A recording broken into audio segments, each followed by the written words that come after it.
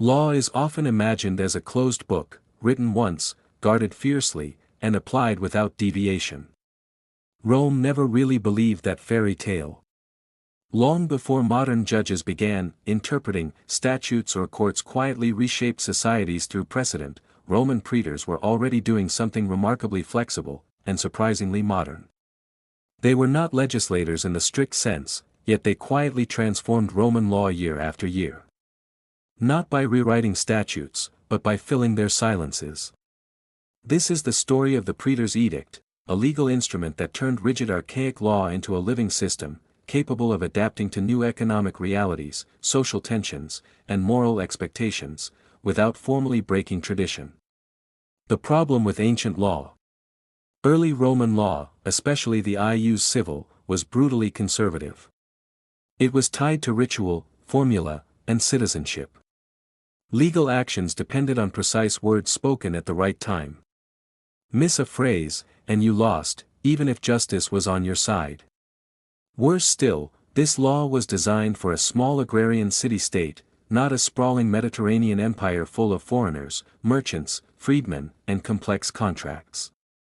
By the 3rd century BCE, Rome was expanding fast. Trade exploded. New forms of property appeared. Foreigners, peregrini, flooded the city. Yet the law stayed old. The 12 Tables didn't mention commercial partnerships. They didn't regulate maritime insurance. They didn't imagine long-distance credit.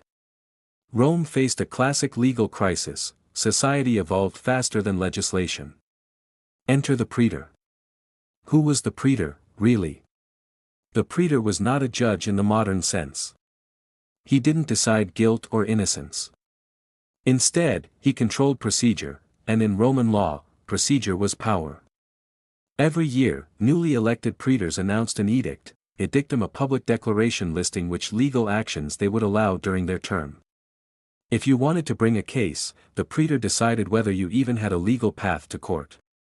This is the key. No action, no right. If the praetor refused to grant an action, the claim died.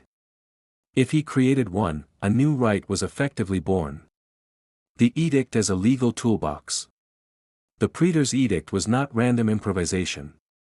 Over time, it became a structured legal program, reused and refined by successive praetors. Most kept what worked and adjusted what didn't. By the late Republic, the edict was largely standardized, yet still flexible. Through it, praetors introduced several revolutionary tools. 1. New actions. When existing law offered no remedy, the praetor could invent one. This allowed protection of interests that civil law ignored. For example, good faith contracts, boni fidei, gained legal force. Informal agreements became enforceable. Commercial practices were recognized without formal rituals. 2. Fictions. This is where Roman legal creativity shines. The praetor could instruct the judge to pretend something was true. Pretend the foreigner is a Roman citizen. Pretend the deadline was met. With a single fiction, entire classes of people gained access to justice. 3. Exceptions. Even if the plaintiff had a valid civil law claim, the praetor could allow the defendant to raise an equitable defense. Example. Yes, the debt exists, but it was obtained by fraud. Civil law didn't always care. The praetor did. Equity before equity had a name. Modern lawyers talk about equity as a corrective to harsh law. Roman praetors were already practicing it, centuries before English chancery courts. They openly declared their mission: to aid, supplement, or correct civil law for the sake of fairness, adiuvandi, supplendi, corrigendi iuris civilis gratia. This wasn't rebellion. It was adaptation. The praetor respected tradition but refused to worship it blindly. When strict law caused injustice, he softened it. When silence created chaos, he filled it. The ius honorarium, law without legislation. The body of rules created through Praetorian edicts became known as ius honorarium, law derived from magistrates, not assemblies. Here's the paradox. It wasn't technically law, lex. Yet it was applied daily. And eventually, it shaped the core of Roman jurisprudence. By the classical period, jurists treated Praetorian remedies as indispensable. Civil law without the praetor was unthinkable. This quiet evolution avoided political conflict.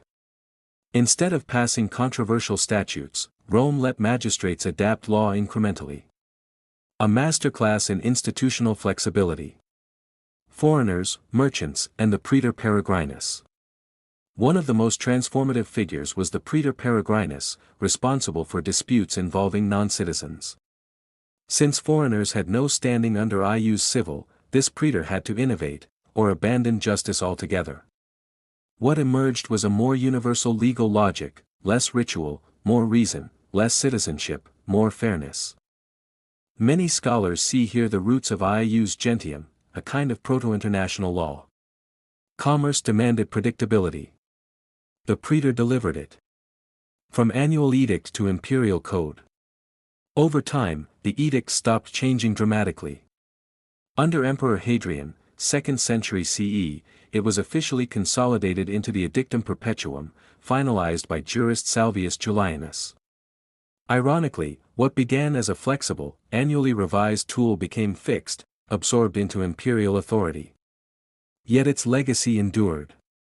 Justinian's Corpus Juris Civilis incorporated centuries of Praetorian innovation. Modern civil law systems still echo it. Judicial discretion. Equitable remedies. Procedural rights as gateways to justice. All roads lead back to the praetor's board. If Roman law had relied only on statutes, it would have collapsed under its own rigidity. The praetor's edict saved it, not through revolution, but through pragmatism. What fascinates me most is how powerful silence can be. The praetor didn't loudly proclaim new rights. He quietly allowed new actions. No speeches. No assemblies. Just a procedural door left open. In an age obsessed with constitutional texts and formal amendments, Rome reminds us that law survives not by being perfect, but by being adaptable. And sometimes, the real lawmakers are the ones who decide which cases get heard at all.